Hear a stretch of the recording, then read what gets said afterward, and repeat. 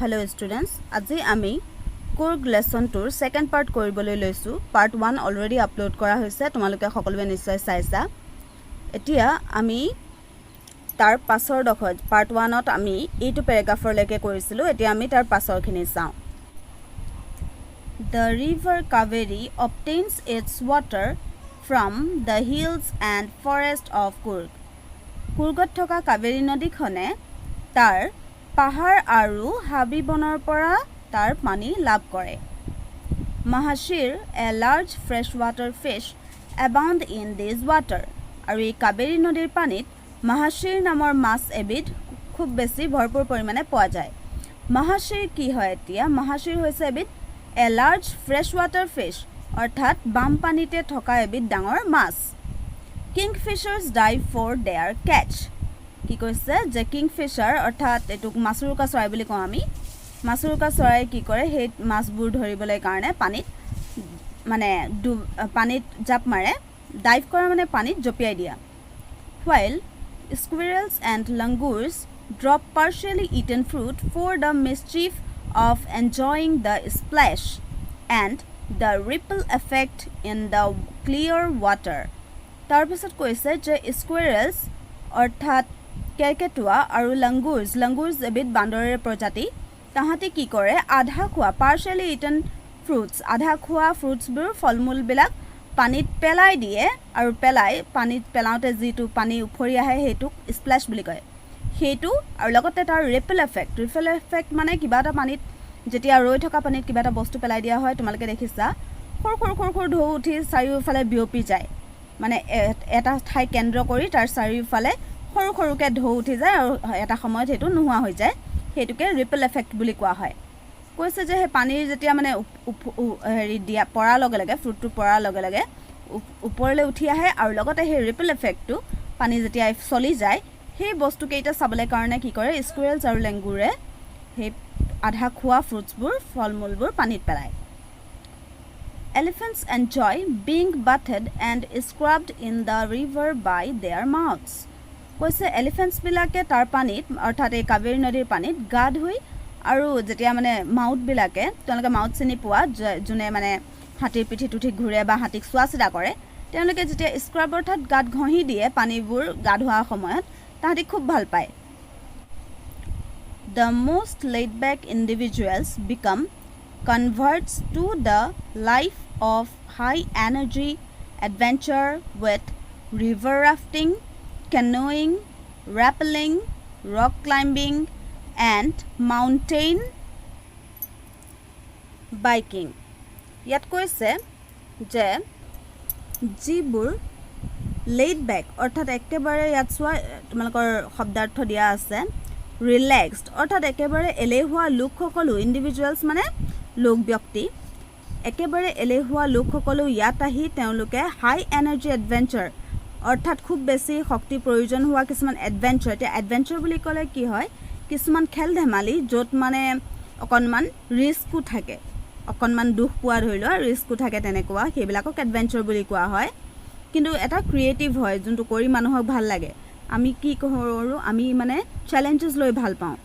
আমি মানে কিবা এটা যেতিয়া মানে কাম কৰিম কিবা এটা ধৰি লোৱা তাত দুখ পোৱাৰ সম্ভাৱনাও যদি থাকে তথাপি আমি কামটো কৰাৰ পিছত এটা সন্তুষ্টি লাভ কৰোঁ। সেনেধৰণৰ বস্তুবিলাকক কামবিলাকক এডভেঞ্চাৰ বুলি কোৱা হয়। কৈছে যে একেবাৰে এলেহুৱা লোকসকলো ইয়াত আহি একেবাৰে এডভেঞ্চাৰ কৰিবলৈ মানে তেওঁলোকৰ মন যায়। আৰু এডভেঞ্চাৰ কৰিবলৈ ইয়াত কি আছে কৈছে কুৰ্গত ৰিভাৰ ৰাফটিং আছে, যিহেতু নদী আছে নদীত ৰাফটিং কৰিব পাৰে। এতিয়া ৰাফ্ট কি হয়? ৰাফ্ট বুলি ক'লে পানীত উপঙি থকা যিকোনো বস্তু য'ত মানুহ উঠিব পাৰে, যেনেকৈ আমি কলৰ ভূৰ বনাওঁ বা ধৰি লোৱা চেপেটা এবিধ আজিকালি হেৰিও থাকে মানে পাম দি পিনে ফুলাই লোৱা কিছুমান প্লাষ্টিক বেগ টাইপৰ থাকে য'ত মানুহ উঠি যাব পাৰে, সেইবিলাকক ৰাফটিং বুলি কোৱা হয়। তাৰপিছত কেনোয়িং, কেনো মানে হৈছে সৰু নাও, সৰু যোনবোৰ টুলুঙা নাও থাকে পালতৰা নহয়, ঠেক ধৰি লোৱা এজন বা দুজন লোক বহিব পৰা দীঘলীয়া নাওবিলাকক কেনো বুলি কোৱা হয়। তো সেই কেনোয়িং কৰিব পাৰে মানে সেই নাৱত উঠি যাব পাৰে নদীত, বা ৰেপলিং কৰিব পাৰে। ৰেপলিং মানে হৈছে তোমালোকে চাগে টিভিত দেখিছা, আমাৰ ইয়াত যিহেতু পৰ্বত পাহাৰ তেনেকৈ নাই, নদীৰ ওচৰত যোনবিলাক বা অলপ পাহাৰীয়া অঞ্চলত কি হয় পাহাৰৰ ওপৰৰ কোনোবা ঠাই এডোখৰত এডাল ৰছী বন্ধা হয় আৰু তাৰপিছত তলত এডাল অলপমান হেলনীয়া ঠাইত এডাল ৰছী বন্ধা হয় তাৰপিছত সেই ৰছীৰে তাৰমানে বগাই মানুহবিলাকে আহে সেইটো এটা এডভেঞ্চাৰ কৰি ভাল পায় তেওঁলোকে সেইটো এক ধৰণৰ খেল হেতুকে ৰেপেলিং বুলি কোৱা হয় তাৰপিছত ৰক ক্লাইম্বিং তাত যেহেতু নদী আছে নদীৰ ওচৰে পাজৰে তোমালোকে জানাই শিল খুব থাকে হয় নাই সেই তেনেকুৱা শিল থকা বাটেৰে খোজ কঢ়া উঠি যোৱা বা বগাই যোৱা পাহাৰ পৰ্বত বগাব পৰা এণ্ড মাউণ্টেইন বাইকিং অৰ্থাৎ মাউণ্টেইনত বাইকিং কৰা বাইকিং মানে চাইকেল চলাই যোৱা বাইচাইকেল চলাই যোৱা এইবিলাক বস্তু আমি কুৰ্গত গ'লে পাম ইয়াৰ ওপৰত তোমালোকৰ প্ৰশ্ন উত্তৰো আহে কেতিয়াবা যে কি কি স্পৰ্টছ আমি কুৰ্গত কৰিবলৈ পাওঁ numerous walking trails in this region are a favorite with trekkers কৈছে তাত যেহেতু কি কৈছে খোজ কৰা ঠাই ঢেৰ আছে ট্ৰেইলছ মানে সৰু সৰু ৰাস্তা ঢেৰ খোজ কৰা ৰাস্তা আছে সৰু সৰু আৰু সেইবিলাক বস্তু ট্ৰেকাৰ্ছ সকলে ভাল পায় ট্ৰেকাৰ্ছ তেওঁলোকক কয় যোনে খোজকাঢ়ি বাটবোৰ মানে ফুৰি খোজকাঢ়ি যোনে ফুৰে তাহাঁতক ট্ৰেকাৰ্ছ বুলি কোৱা হয় birds bees and butterflies are there to give you company কৈছে তাৰ যদি আমি